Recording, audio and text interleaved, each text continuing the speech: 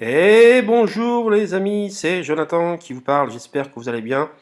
Alors une petite vidéo qui me semblait nécessaire après l'épisode intervenu ce mardi soir. Alors il était important pour moi de parler de ça et de commencer avec ça. Alors je rappelle que donc on n'a plus de réunion depuis le 20 avril, donc là on parle d'iMarketing naturellement. Comme vous le voyez, hein, je vous fais voir que c'est le support qui répondait depuis le 20 avril. Donc vous voyez, hop, depuis le 20 avril, je descends 2 mai, 17 mai, 24 mai, 31 mai, ça c'est pour annoncer à chaque fois des reports, 7 juin, et là le 20 juin, donc il y a 15 jours, enfin 17 jours plus exactement, vous voyez que Eugène lui-même a reporté la réunion au 5 juillet. Alors on avait tous bon espoir d'avoir que cette réunion ait lieu, mais finalement elle aurait dû avoir lieu, mais elle n'a pas eu lieu. Pourquoi? Malheureusement, vous voyez en anglais, là je vous laisse le message en bas, et là c'est le support qui parle, mais alors, bon, je vais vous expliquer mon ressenti en tout cas. Unfortunately, Eugene only now managed to get in touch and asked to postpone the briefing. Donc malheureusement, Eugène n'a pas réussi, n'est pas parvenu à rentrer en contact à temps et a demandé à reporter le briefing, donc la réunion. Voilà. Donc cette réunion aura lieu est reportée au 12 juillet à 21h Moscou, c'est-à-dire 20h heure française. Donc voilà. Alors ce qui est rassurant, c'est qu'au niveau de ces deux derniers messages, Eugène lui-même avait reporté au 20 juin, donc au 5 juillet, c'est lui-même. Et là, c'est la première fois que finalement que le support parle d'Eugène en disant que donne une petite raison, voilà, qu'il n'y avait pas auparavant. Auparavant, il se contentait de dire c'est reporté à telle date, basta. Et là, il y a eu un petit effort. Mais cependant, je suis d'accord avec vous pour dire que la communication au CNIM n'est pas bonne. C'est pas ça qu'on doit. Enfin, on n'attend pas ça, on attend un peu, vraiment beaucoup plus. Mais dans des temps troubles, donc je rappelle que ça fait plus de 2 mois et demi qu'il n'y a pas de réunion.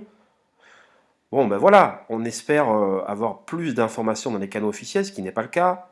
Bon, là, il y a eu un petit effort au niveau du groupe des leaders, mais je suis d'accord pour vous, et nous allons, nous les leaders, le faire savoir et le faire entendre que euh, on mérite, les investisseurs méritent davantage de communication, qu'il n'y a rien dans les canaux officiels de marketing depuis 2 mois et demi. Alors j'imagine que il y a de véritables raisons à cela. Alors il faudra donc que ce 12 juillet, alors moi je prends les paris que le 12 juillet cette réunion aura lieu, parce que les deux derniers messages, c'est Eugène qui intervient, et là le support est intervenu pour dire que Eugène en gros était en retard. Bon, on ne connaît pas la véritable raison de ce retard, et je comprends votre inquiétude, ou votre agacement, votre énervement, puisque voilà, ils savent très bien, là c'est le 7e report consécutif.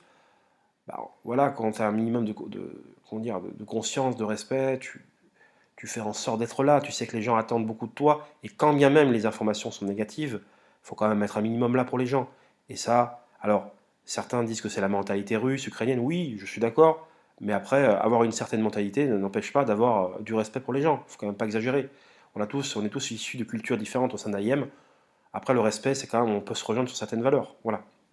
Bon, après, il faut le prendre comme ils sont. Moi, pour ma part, il n'y a aucune tentative de scammer, dans le bon sens du terme, c'est-à-dire se tirer avec la caisse, vulgairement parlant. Il y a de véritables problèmes et je pense que les reports consécutifs sont la conséquence de nombreux problèmes qu'ils connaissent déjà depuis de nombreux mois, ça fait 8 mois, mais je pense que depuis 3 mois, les problèmes se sont accentués. On ne sait toujours pas ce qu'il en est au niveau des agrégateurs, c'est le problème central, question à laquelle d'ailleurs nous reviendrons vraiment lors du prochain débrief. Mais ce que je vais vous dire, c'est que le 12, moi je prends les paris, je pense que cette réunion aura lieu, véritablement lieu. Et il était important pour moi de vous donner mon ressenti. Naturellement, vous n'êtes pas obligé d'être d'accord avec moi. Naturellement, vous pouvez être beaucoup plus virulent que moi, et je le respecte tout à fait, et je le comprends. Il y a des gens qui ont mis beaucoup d'argent. Alors, la règle d'or, c'est de n'investir que ce qu'on est prêt à perdre.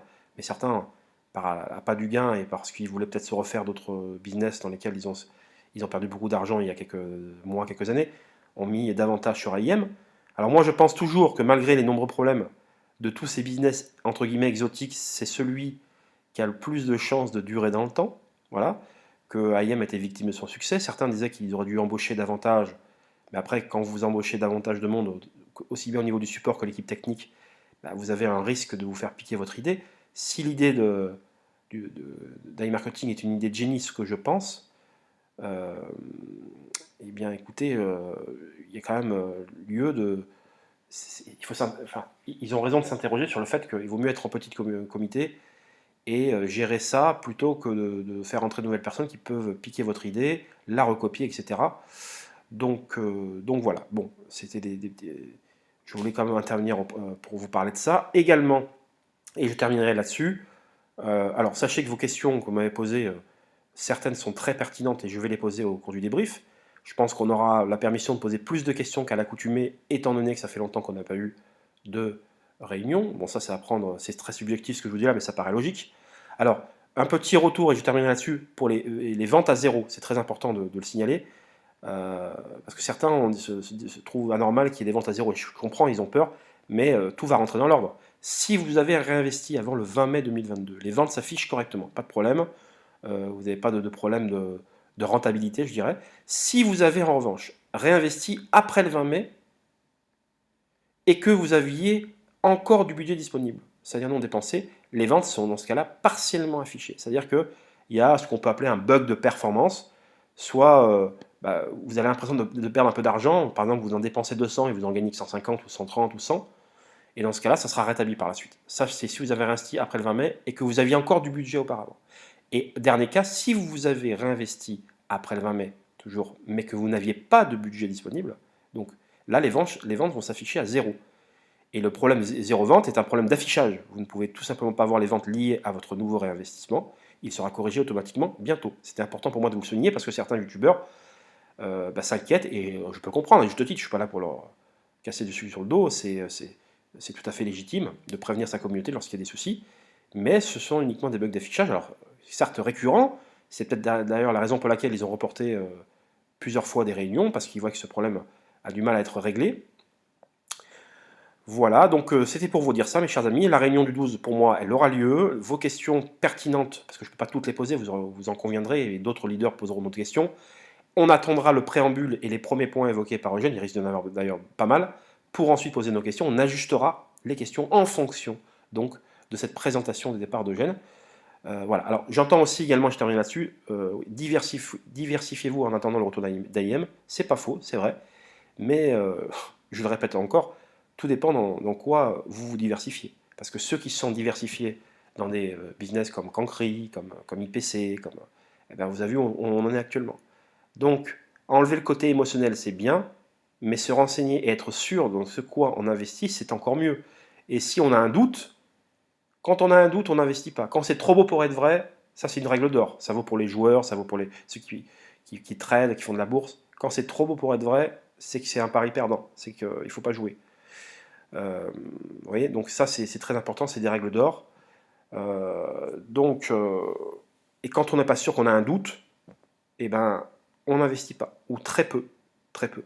Moi, je pense qu'il faut attendre sagement, être très patient, et c'est la clé du succès. C'est-à-dire que quand vous avez des capacités pour investir, vous sentez les coups, ceux qui sortent gagnants sont ceux qui ont fait preuve de plus de patience, qui savent étudier, c'est une chose, mais il faut savoir être patient et investir au bon moment.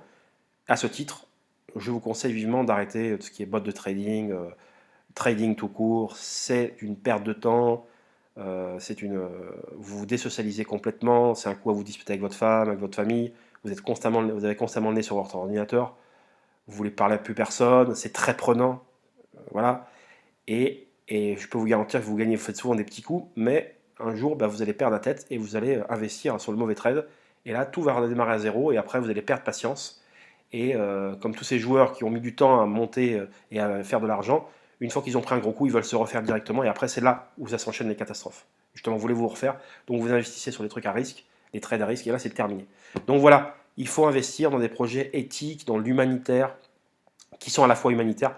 Moi, j'ai des projets qui sont vraiment de folie, d'envergure internationale, et je pèse mes mots, vraiment. Et je vous invite, vraiment, si vous en avez l'envie, par la suite, de découvrir ce dont il s'agit. Voilà, je vous mettrai dans un groupe privé. On ne parlera que quand on sera sûr de présenter le projet, donc on fera la levée de fonds.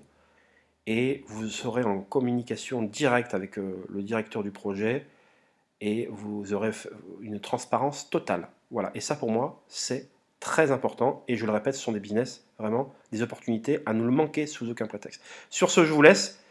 Et on se retrouve pour une prochaine vidéo, certainement sur IM. On se dit à très très vite, chers amis. À bientôt. Ciao, ciao.